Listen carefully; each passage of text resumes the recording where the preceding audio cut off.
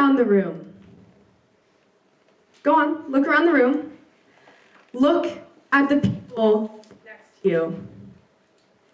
There is a person in this room that has been in an abusive relationship. There is a person in this room that has been hospitalized multiple times for a major chronic illness. There is a person in this room that has lost a loved one to suicide. Now, the point of me saying those things was not to make you guess.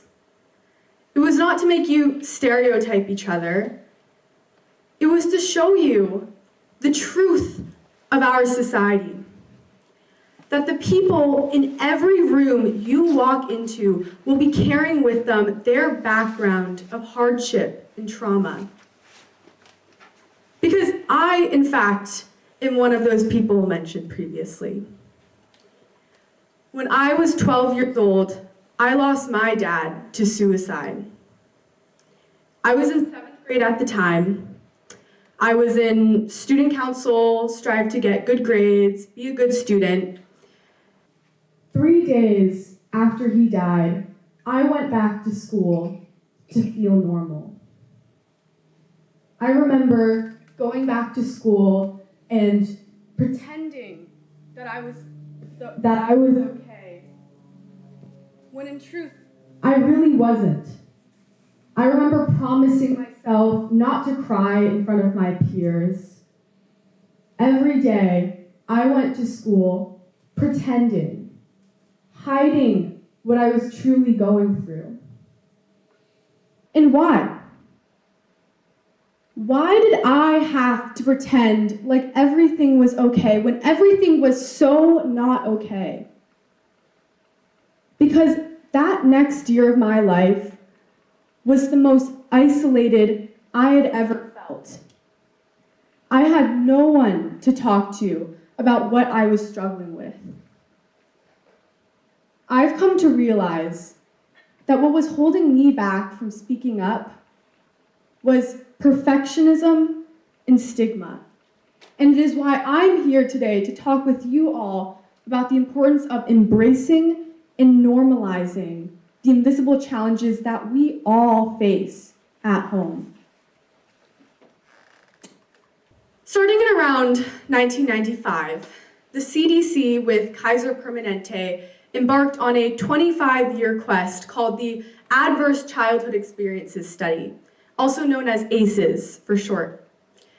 The purpose of this study was to investigate the effects of childhood trauma. And so they surveyed 17,000 people across 25 states to understand what ACEs they have encountered and what their current health status is. Now, just to clarify, ACEs can include anything from abuse, neglect, or having a parent with mental illness. And so what they found was that 2/3 of the people in this room and in every room across the US have experienced at least one type of ACE before they're 18, and 1 in 6 have experienced 4 or more ACEs during their adolescence. But what's even more shocking is that as your ACE score increases, so does your risk of disease and social and emotional problems. Because for the people with 4 or more ACEs, they are 4 times more likely to develop pulmonary lung disease, 5 times more likely to develop depression, and are 10 times more likely to attempt suicide.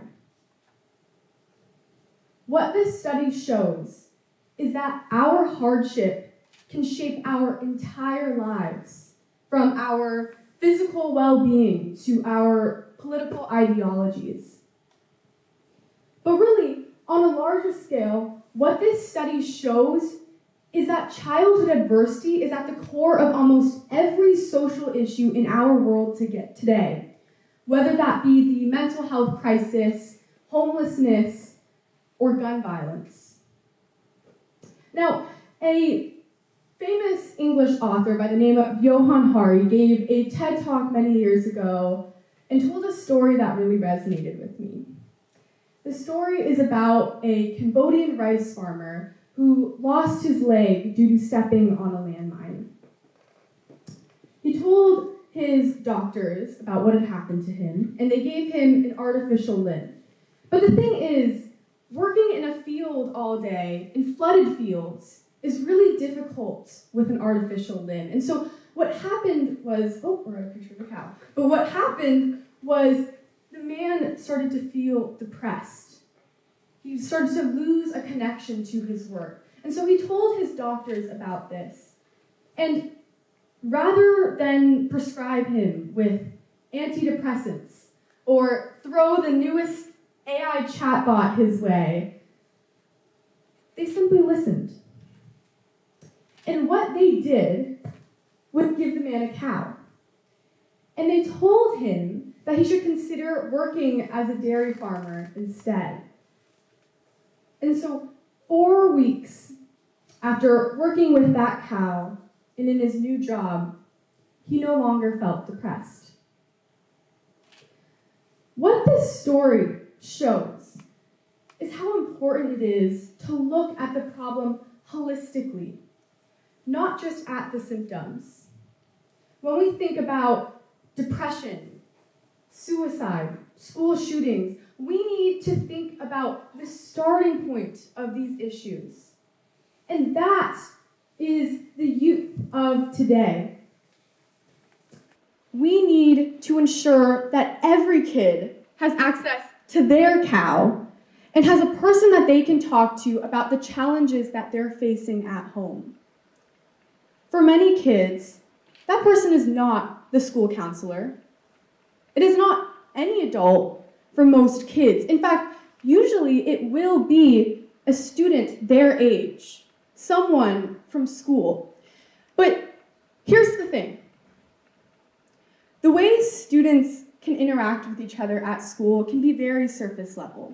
We come to school for 6 hours, we're home for the other 6, and then sleep if you're, actually a healthy teenager.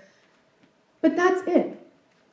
We sit with each other at lunch, talk for 30 minutes, talk about sports and homework, but we never get a glimpse into each other's lives at home, the other sides to our identities.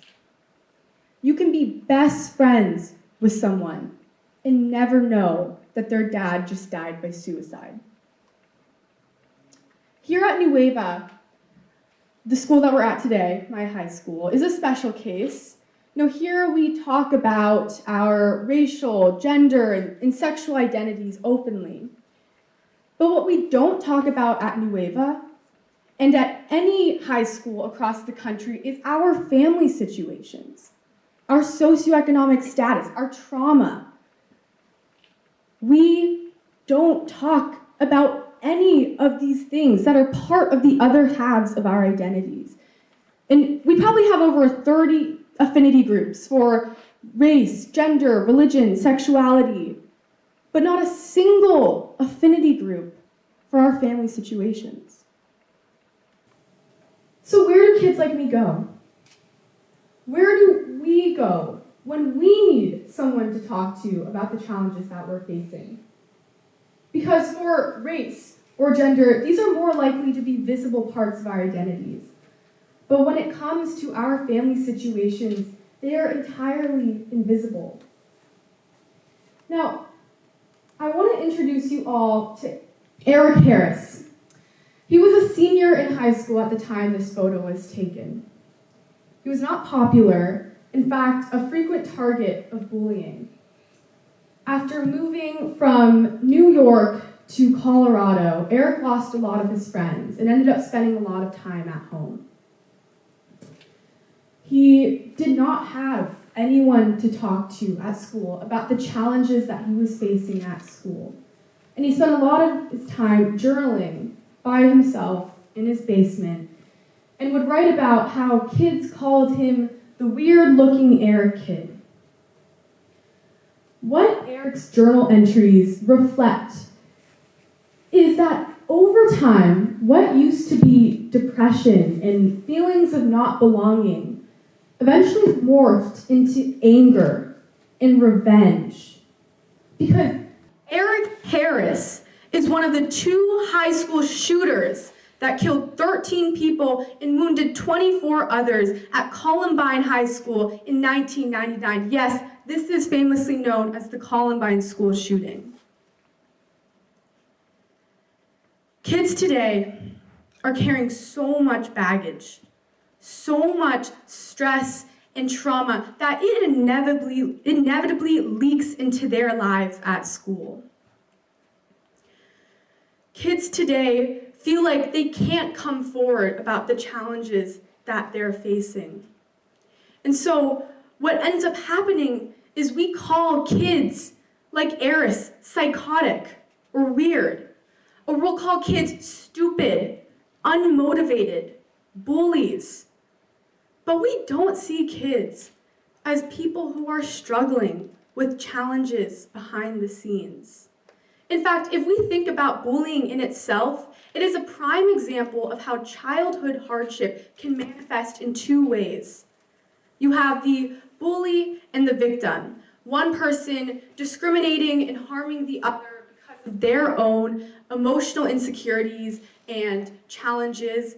And then you have the victim, the recipient of that discrimination and harm. Now, people have been trying to address this issue. People have been taking notice after events like the Columbine school shooting. And a prominent example from this year is the Florida Baker Act, which, if you're not familiar, essentially grants law enforcement the right to forcefully detain youth for exhibiting signs of mental illness and will put them into treatment centers. And so while the intentions of the Baker Act is to prevent suicide and other forms of harm, many people argue that the law is now going to a new extreme by traumatizing 6-year-olds for simply writing the word kill on a coloring sheet or making a joke with friends. So really what we're seeing is a spectrum. On one end, we have no support systems, situations that put kids like Eric down paths of isolation and harm. And then on the other extreme, what we have are laws like the Baker Act, criminalizing youth. What we need in our world today is a less polarized solution, something down the middle. And that, I believe, is normalizing childhood adversity and bringing it to the forefront of our conversations in schools. Kids shouldn't have to feel like they have to keep their problems to themselves, but they also shouldn't be criminalized and punished and called a crazy psychopath for simply committing a small act with their friends and peers. We need in our world less polarization, which is why we're here today. And so what I propose is talking about these challenges.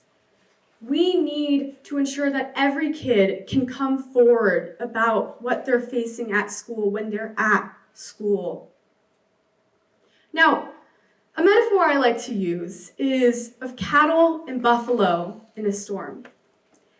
When cattle sense a storm coming, they try to run away, try to outrun the storm. But the thing about cows is that they can't outrun anything. So what ends up happening is they elongate their time in the storm by running away, maximizing the amount of pain and frustration they must endure.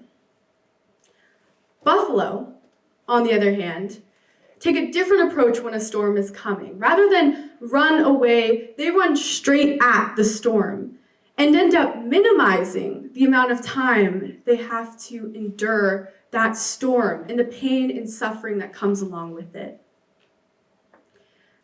I believe that this is the same for trauma. We cannot ignore the fact that the majority of youth today face some sort of adversity at home. We cannot ignore the fact that childhood adversity places youth at a greater risk for mental illness and harming themselves and others. We need to embrace those uncomfortable questions of how are things at home? Not just asking what, but why. To understand and empathize with everyone's unique situations. In the storm that is our world today, we need to be buffalo, not cows. I want to end this talk by saying that I was almost a hypocrite.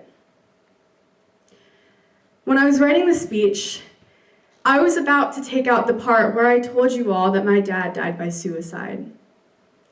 I was going to start off this speech with some loosely related story, maybe another cow one, but I didn't. In fact, I started with it. One of the first sentences you heard out of my mouth was the same sentence that I have withheld from my peers and my friends for the longest time. Normalizing our hardship, the darkest parts of our lives, our biggest imperfections, is scary. But it is so, so necessary. The change starts in this room with you all here today. I started by speaking with you all, but now it's your turn.